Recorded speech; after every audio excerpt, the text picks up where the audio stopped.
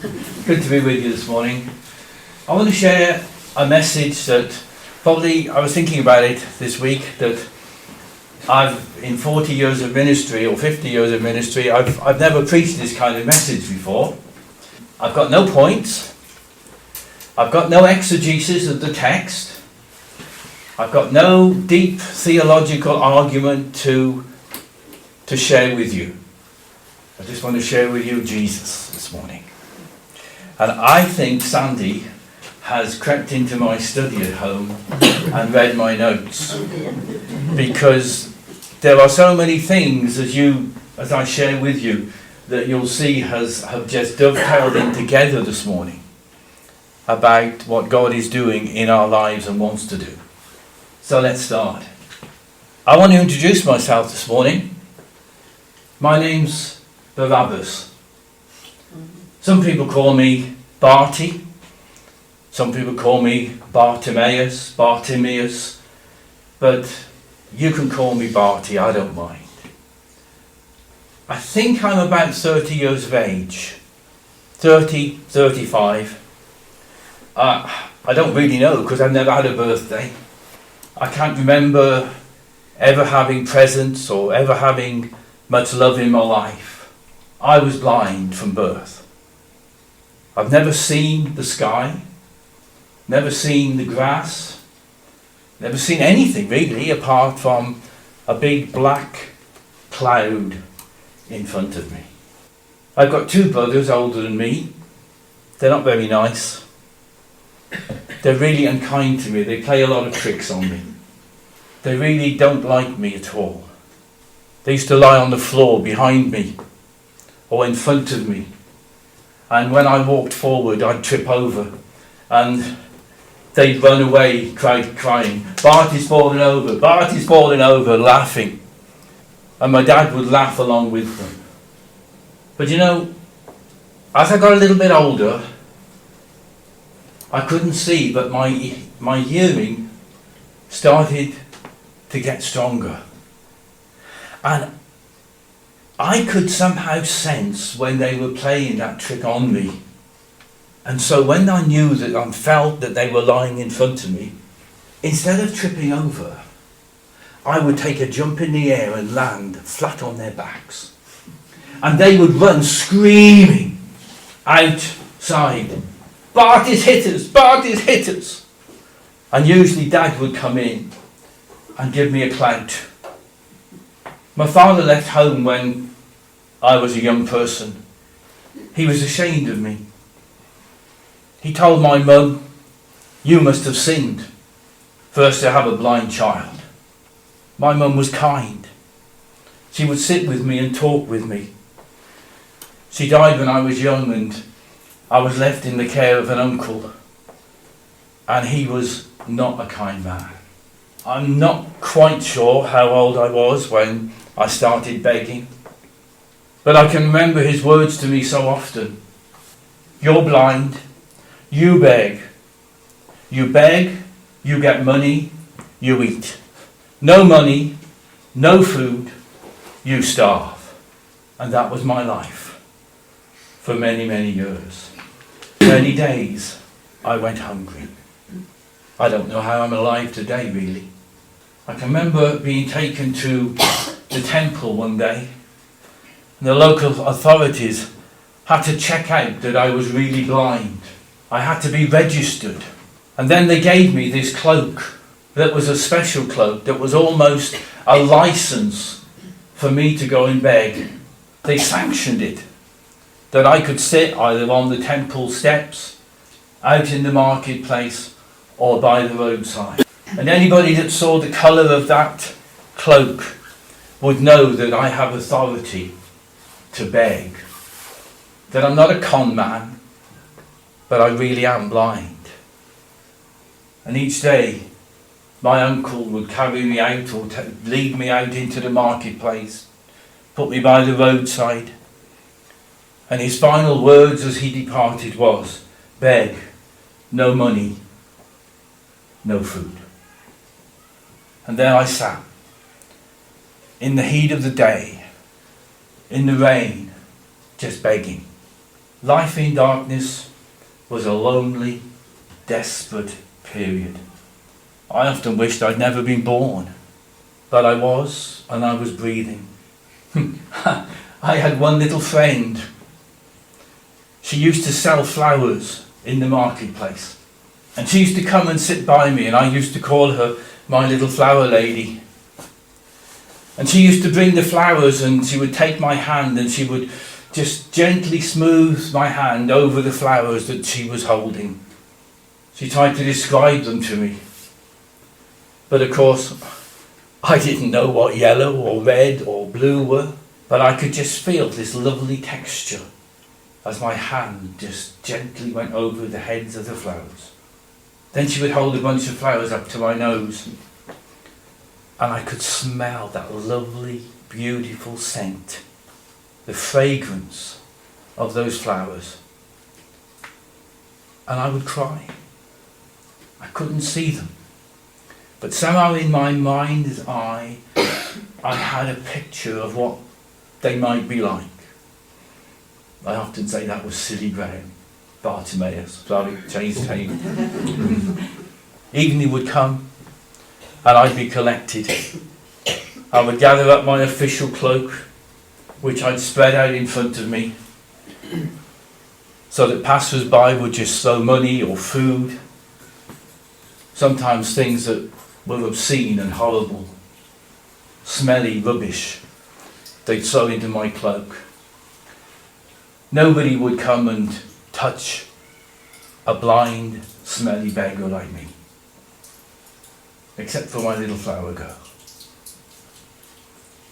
And then they would come and lead me home, and I would be led by my uncle back home. Food, sometimes. Others, I sat and starved while they ate. My brothers making a big joke often of what lovely food they'd had, and how their stomachs were full. And I sat in the darkness, hungry and alone. One thing about being a blind person is that you become invisible. People don't realise you're there, inconspicuous to passers-by. So I would catch up on conversations as people stood and gossiped in the marketplace. As they walked by, sometimes the gossip was quite revealing, as you can imagine.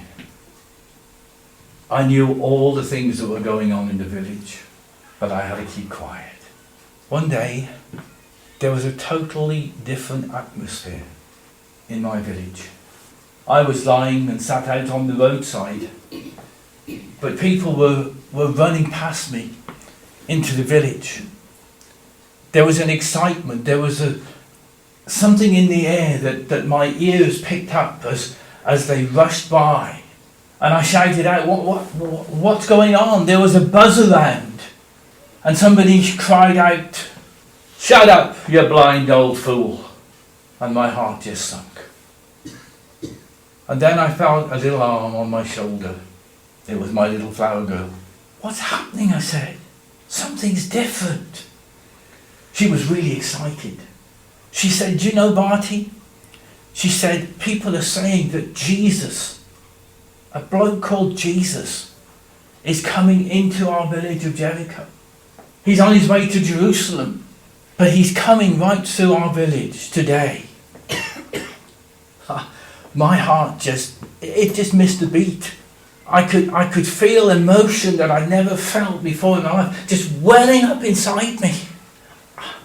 I'd heard people talk about him. People had said he was the Son of God. People had said that God had sent him from heaven to live on our earth so that he could show God's love to people like me. Was that possible? I'd heard about this man. I'd heard he'd healed a leper. I'd heard that he'd raised a young man from the dead in the city of Nain. I heard the story that she was walking out behind the coffin of this young man, and in the other direction Jesus was coming with his disciples, and the person that was telling me was printed this amazing picture that I tried to see in my mind about this picture of death and despair and sorrow, and this picture of Jesus coming this way with all the joy and the life that he brought, and they collided together. And Jesus just went up to the young man on this open coffin and just touched him, and he started to breathe again. Could that happen in my life? I heard, and I found it hard to believe, that Jesus had stood by the grave of a man called Lazarus. He'd been dead.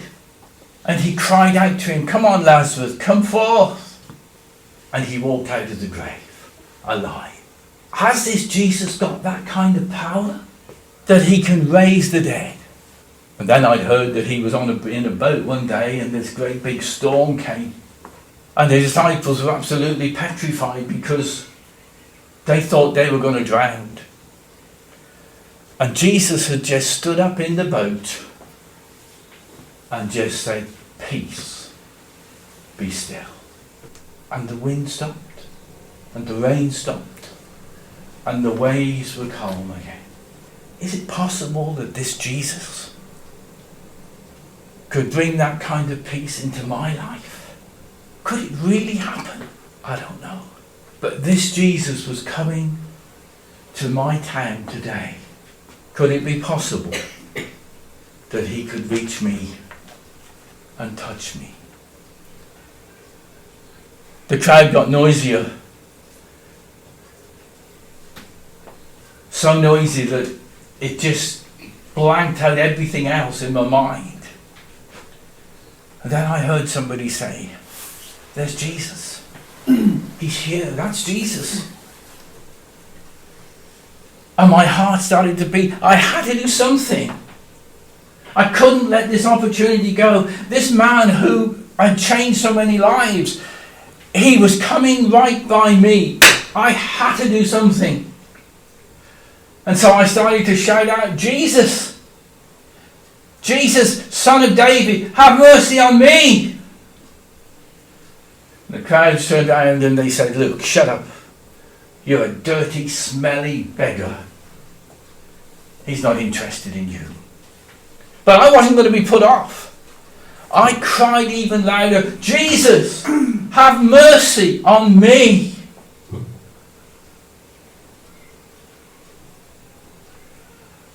And then I heard this voice.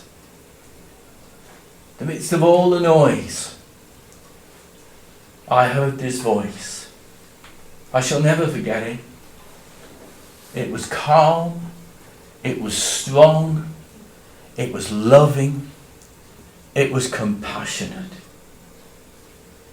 Call him to me. Was that me he was talking about?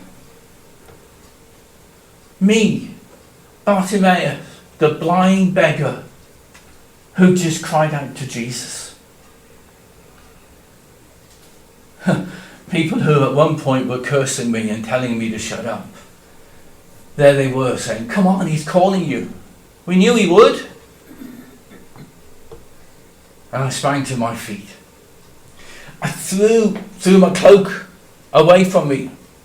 I didn't want to get tripped up by that. But I realised that in throwing my cloak away, I was throwing my livelihood away. I was throwing whether I ate or died. But I was so desperate to get to Jesus, and my life changed. Nothing was going to trip me up.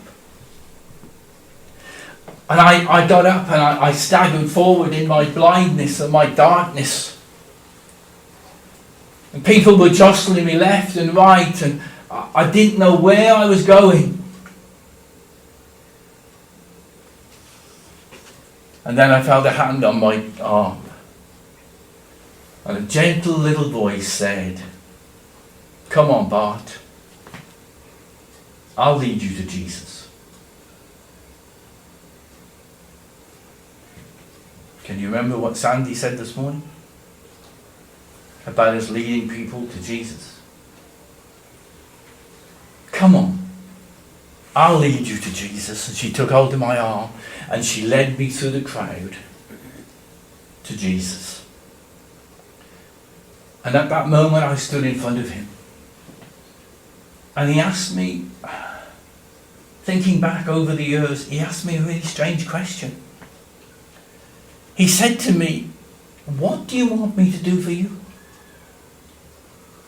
And thinking about it over the years, I've thought, what a strange question. Here was the Son of God who could do so many amazing things, seeing me as a blind person being led to him, and yet he asked me that question. What do you want me to do for you? Such a gentle voice. But I realised later on in my life, as I got to know about him more, that Jesus never pushes himself into anybody's situation, anybody's life. He just waits for the invitation. And that invitation to me was there, plain and clear in front of my face. Bartimaeus, what do you want me to do for you? Oh, I said, Jesus, I want to be able to see again. And I felt these hands touch my face. Warm, gentle hands. Touch my eyes. And his words so gentle. Your faith. Be healed. And I blinked. And I blinked again. And I could see people all around me. Some of them were really going crazy with joy. Some of them were amazed. This blind beggar that they knew for many years was healed by the power of Jesus. And I was looking into the face of Jesus, a face of compassion and love that I will never, ever, ever forget. I looked around me. The crowd were cheering, hugging me. And then it was interesting because as I looked around, I saw other beggars sitting round me. Many of them not blind, crippled, different situations. But they were never moving. And I couldn't understand it. Because there was Jesus, had changed and transformed my life. There he was wanting to touch people.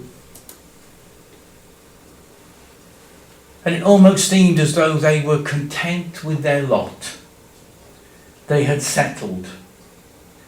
They had barriers in their own life that said, don't disturb. I'm okay. Much like people in churches today. Happy with the nice, warm, comfortable sermons. Send us out happy. Send us home content. But not disturbed. Having a form of religion but denying the very power of it. Poor people. Here was Jesus wanting to change and transform and touch people's lives. And they sat there in the darkness with their afflictions, with their sin, with their hang-ups. Not moving.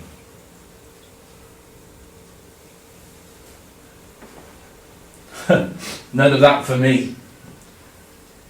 There was such a change in my life that Jesus had made that day that I was going to follow him. Whatever happened. He had transformed my life. I'd had an encounter with him that I could never dream would ever happen. And so I followed him. And we ended up some days later in Jerusalem. I was there. I saw Jesus riding into Jerusalem on a donkey. I saw the crowds shouting, Hosanna! Blessed is he who comes in the name of the Lord. I saw them cutting the branches off the palm trees and laying them in front of him as he rode into Jerusalem. Everybody praising him, shouting, absolute joy that he was coming into Jerusalem. But what was happening today? Those very crowd that had cried, Hosanna, were crying, crucify him. Crucify him. We have no king but Caesar. Crucify him. And I saw things that day that at some point I wish I was still blind. I couldn't understand what was happening. That man whose gentle voice had stirred my faith, whose hands had touched my face, given me far more than my sight, was beaten, tortured, mocked, spat upon, led through the streets with the crowds jeering at him. And I watched as, in utter shock, as his body was thrown to the ground and his arms stretched out. And those hands that had touched my face were nailed to a crossbar. I watched as that bar was attached to the ropes and was hauled up to the main beam and slotted in. And he hung there, bleeding, in agony. I couldn't understand it. Why was this happening to this man of God? And then I remembered him hearing say to his disciples, the Son of Man must die, but on the third day will rise again. Could this be true? Could me as Bartimaeus see Jesus again? Yes, I did. I saw him.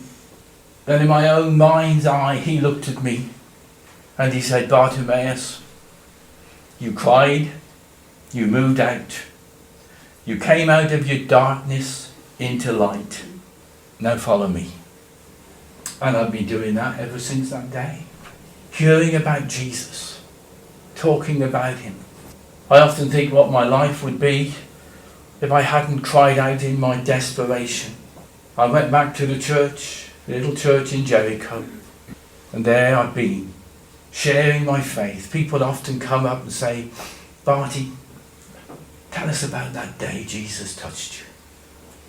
Then I start, and then a little crowd gathers round, and I share with them my encounter with Jesus.